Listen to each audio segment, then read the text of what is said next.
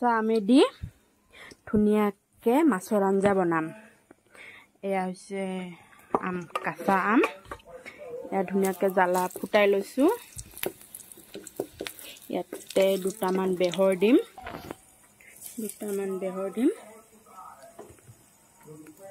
বেহৰটো ফুটাই ল'ব লাগিব।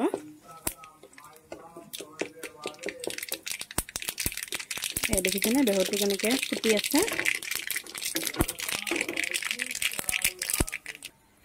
জনাবচোন এই গৰমত টেঙাৰ আঞ্জা কোনে কোনে খাই ভাল পায়।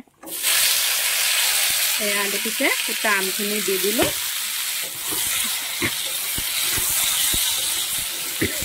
মই টেঙা খাই বহুতে বেছি ভাল পাওঁ। আপোনালোকে জনাবচোন কোনে কোনে টেঙা বেছি খাই ভাল পায় আৰু এনেকৈ আম টেঙা দি মাছ কোনে কোনে খায়।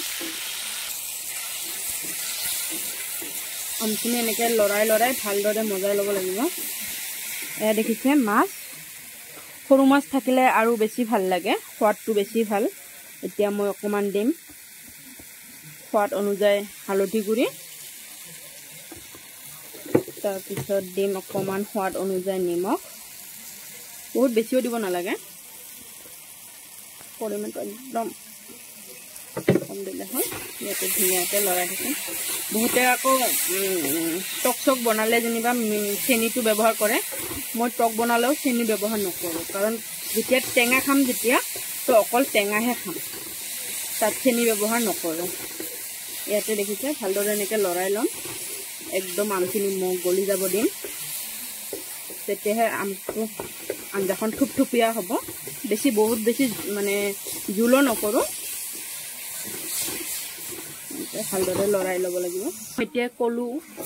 মই এতিয়া ক'লোঁ যে সৰু মাছ দিলে বেছি ভাল, কিন্তু যেতিয়া সৰু মাছ নাথাকে তেতিয়া আমি এনেকৈ মাছৰ মাথা দি পেলাইও সোৱাদটো বনাই ল'ব পাৰোঁ।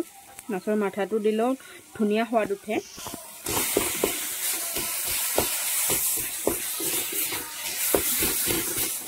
দেখিছেনে আমখিনি কেনেকৈ ধুনীয়া থুপথুপীয়া হৈছে।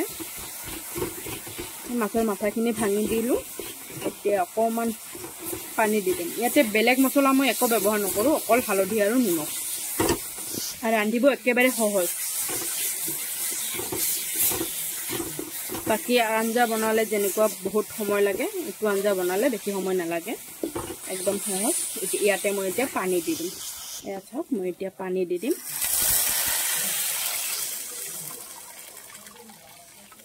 জোখৰ পানী দিব, যাতে বেছিও নহয় কমো নহয়।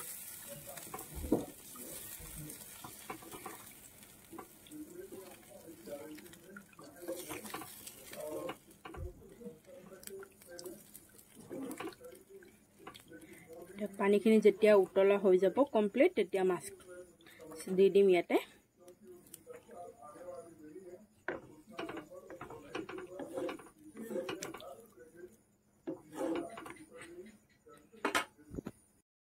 আঞ্জাটো ভালদৰে উতলি লৈছে। এতিয়া মই ইয়াতে মাছ দি দিম। তো আমাৰ ঘৰত যিহেতু মানুহ 3জন হয়, তো সেইবাবে মই 3টা মাছ দি দিলোঁ আৰু মোৰ আঞ্জা কমপ্লিট।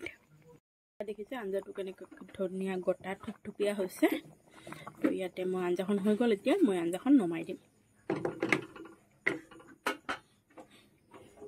গেছটো নমাই ল'লোঁ প্ৰথমতে। আঞ্জাটো ইয়াতে নমাই দিম বাতিটোত।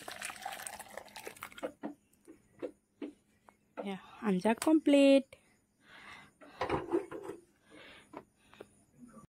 মই ক'লোৱে আঞ্জাত যদি সৰু মাছ দিয়া খায় তেতিয়াহ'লে আঞ্জাৰ সোৱাদটো আৰু বেছি হয়।